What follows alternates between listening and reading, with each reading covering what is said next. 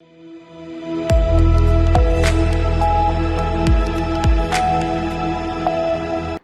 मैं हूं रत्ना और आप देख रहे हैं सी न्यूज़ भारत। आइए रुक करते इस खबर की ओर।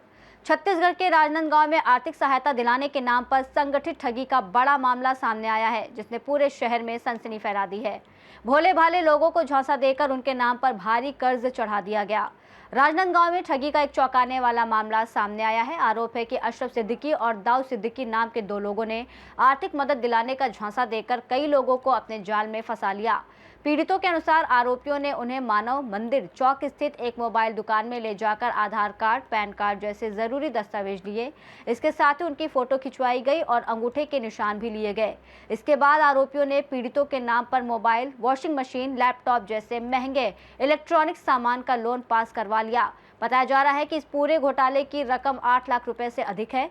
सबसे चौंकाने वाली बात यह है कि जिन सामानों के लिए लोन लिया गया वो पीड़ितों को कभी मिला ही नहीं। इसके बावजूद उनके नाम पर कर्ज चढ़ा दिया गया, जिससे वो आर्थिक संकट में फंस गए हैं। पीड़ितों का आरोप है कि जब उन्होंने आरोपियों से पैसे या सामान की मांग की तो उन्हें धमकाया गया। साथ ही बड़े नेताओं से संबंध होने का डर दिखाकर उन्हें चुप रहने के लिए दबाव बनाया गया। इस मामले में एक आरोपी के पिता, जो शहर के नामी वकील बताए जा रहे हैं, उन पर भी गंभीर आरोप लगे हैं। वहीं डॉक्टर ओम प्रकाश साहू ने इस मामले को बेहद गंभीर बताते हुए कहा कि यदि पीड़ितों को कोई नुकसान होता है तो इसकी जिम्मेदारी आरोपियों की होगी। फिलहाल पीड़ितों ने पुलिस अधीक्षक को ज्ञापन सौंपकर मामले में सख्त कार्रवाई की मांग की है। आशंका जताई जा रही है कि इस संगठित गिरोह के जाल में और भी कई लोग फंसे हो सकते हैं।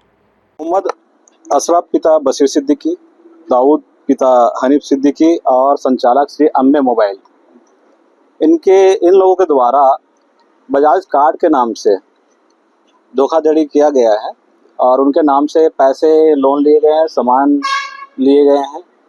और जब भी ये आपत्ति जताते हैं तो इनको धमकाते हैं। उनके संबंध में गिरफ्तारी और पैसे वसूली के संबंध में शिकायत दर्ज करते हैं। कितने लोगों के साथ किए होंगे भैया? अभी तो हमारे पास 9 लोगों की शिकायत है लिखित में, और भी लोग सामने आएंगे। लेकिन एक चीज और है, जैसे बजाज फाइनेंस करता है तो वो सामने मोबाइल देते समय फोटो भी खींचता है, तो क्या लगता है कि तो झांसे में रख के इस तरीके से ये झांसे में रख के, क्योंकि इन्होंने कोई आवेदन, इनके कहने के हिसाब से इन्होंने कोई आवेदन नहीं दिया है, ना कहीं इन्होंने साइन किया है, तो गुट रचना के द्वारा ही इन्होंने उनसे पैसा निकलवाया है। 9 लोगों से कितने लाख का मोबाइल देता है? खाली मोबाइल ही नहीं है, पैसे भी हैं उसमें। अच्छा, नकदी भी निकाला? नकदी भी है उसमें। क्या चाहते हैं आप? का संबंध है और समथिंग उसके लड़के ने बोला कि हम लोग बजाज का कार्ड बनाते हैं और इसमें कोई चार्जेस नहीं होगा और हम लोग बजाज फाइनेंस में भी काम करते हैं, ऐसा करके बोला गया सभी लोग को। और उसमें क्या किए, इन लोगों ने अम्बे मोबाइल लेके गए।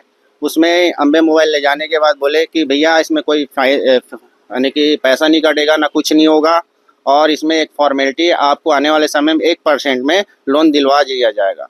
तो उसके बाद इन्होंने क्या किए, फाइनेंस करवा दिए। और फाइनेंसर ने भी नहीं बताया कि मैं ये फाइनेंस करवा रहा हूँ, क्योंकि दुकान वाले बताते हैं कि आपका इतना कमाई बनेगा, ये चीज़ फाइनेंस हो रहा है, ये आपका इतना महीने का किस्ती बनेगी, ऐसे कुछ भी नहीं बताया गया। मोबाइल लिए, OTP लिए, सब लिए। उसके बाद इन्होंने क्या किया, डायरेक्ट आप जाइए, और उसके बाद कुछ महीने बाद बजाज फाइनेंस से फ़ोन आया कि आपका फाइनेंस हुआ 1 लाख रुपए का लैपटॉप। और उसके हम लोग जानकारी लेने के लिए बजाज ऑफिस भी गए, तो बजाज ऑफिस वाला बोले हाँ, और इन दोनों का नाम जानते हैं बजाज ऑफिस वाले अच्छे से, कि इसमें बोलते हैं बजाज ऑफिस वाले दोनों तो फ्रॉड है करके। और इसमें अभी हम उचित कार्रवाई की मांग चाहते हैं। जिला राजनांदगांव के जो समाजवादी पार्टी है, उनके जो पदाधिकारीगण हैं, उनके द्वारा आज आकर के पुलिस अधीक्षक कार्यालय में एक लिखित शिकायत पत्र दिया गया है, जिसमें मोबाइल दुकान के जो संचालक द्वारा कुछ लोगों को फर्जी लोन देने के नाम पर उनसे ठगी की जा रही है। इस संबंध में शिकायत आज प्राप्त हुआ है, जिसको विधिवत उसमें जो भी तथ्य है उल्लिखित हैं, उसके संबंध में आगे बारीकी से जांच करके, छानबीन करके, आवेदकों से कथन लेकर के जो भी कार्रवाई बनती है, उसमें जो विधिवत जांच पर पाए गए जो तथ्य हैं, उसमें आगे विधि सम्मत कार्रवाई की जाएगी। राजनांदगांव से सी न्यूज़ संवाददाता तुलसी गौतम की रिपोर्ट। राजनांदगांव का ये मामला न केवल एक बड़ी ठगी को उजागर करता है, बल्कि ये भी दिखाता है कि किस तरह संगठित गिरोह आम लोगों को निशाना बना रहे हैं। अब सबकी नजर पुलिस कार्रवाई पर टिकी है। इस रिपोर्ट में फिलहाल इतना ही। देश और दुनिया की तमाम बड़ी खबरों के लिए देखते रहिए सी न्यूज़ भारत।